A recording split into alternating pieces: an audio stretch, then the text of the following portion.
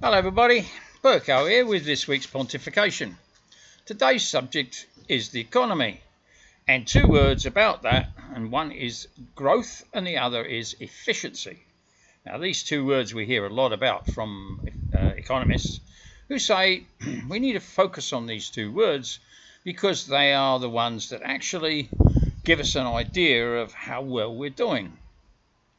That's pretty much every country in the world except for one.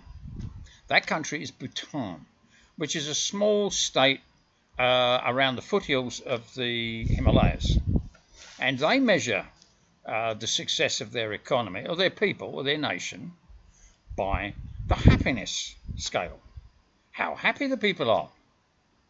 So let's do a bit of a comparison, shall we? So let's look at growth and efficiency in the economy of the rest of the world.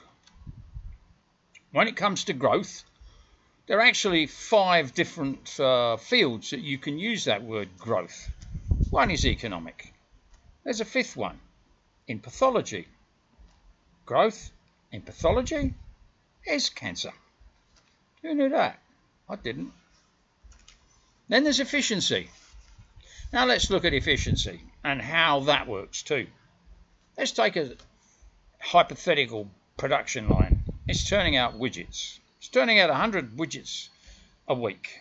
It's got 2 guys on this production line, and they turn out 100 widgets at the end of the day, at the end of the week. Company comes along and they think, we could put this little machine in here, spend a bit of capital, and we can turn out 200 widgets in that 1 week. So that would give you 100% efficiency. That's pretty good, isn't it? Or if there isn't the demand for those extra 100 widgets in the world, you could just give one guy a pink slip and you're back to your 100.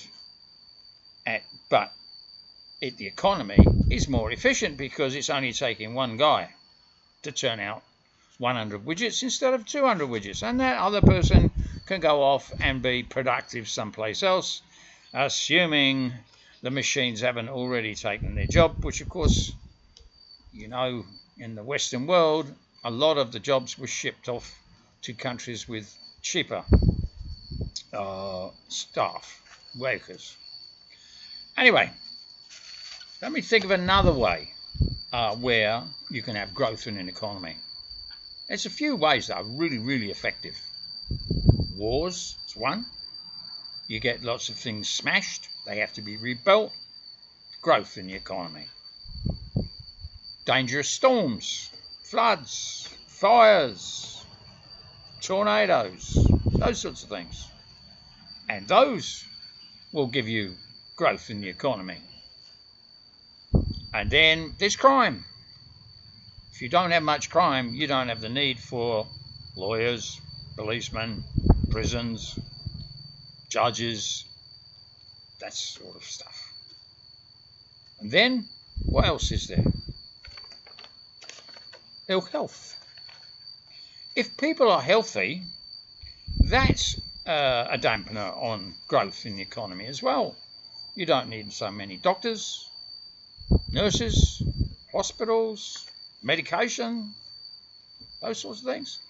And just imagine if they bring out a new drug to help people with a rare disease that never existed before, that cost of that new drug increases GDP. It's all new to the economy. Now let me give you another example of how a way of doing things is actually bad for GDP, but good for society as a whole. Let's take a bunch of guys like me, and some of you, and you, instead of going to the store and buying your veggies, you actually just go and take a bunch of seeds to the allotments, which we used to have in England, plant them, sit around, watch the veggies grow, chat, go home, and when the veggies come in, share them out. That's really bad for GDP. Why? No money's changed hands. Because that's all GDP is. The speed of money. Going from one hand to another. If it doesn't happen, GDP isn't growing.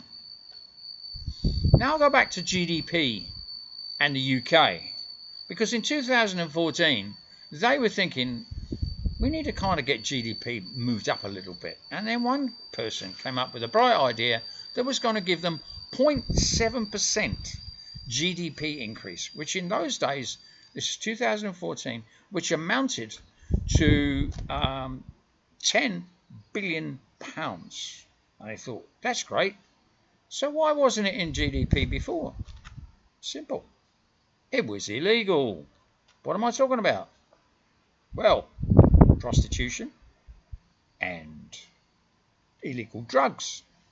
So how'd they measure that? Well, apparently they went out and talked to a bunch of people and did surveys. Well, how that went?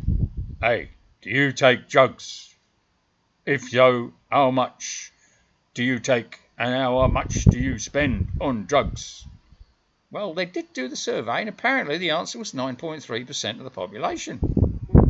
And then it comes to prostitution. How'd they find that out? Well, here's one thing they could have done. Gone to the tax department and says, excuse me, fellas, we need some volunteers to see how much prostitution there is in society out there. Anybody volunteering to go out and find out? I wonder how many hands went up, or how many had to call up the missus and ask if it was all right. One or two, I think. Anyway, I digress. Getting off the topic a little bit. So, we know that GDP, the first letter of GDP, is a G. And that G stands for gross, as in total amount. But those last two, I think it meant, ooh, gross. Anyway, that's my pontification for the week. I hope you're having a good one. Talk to you later. Ta-da.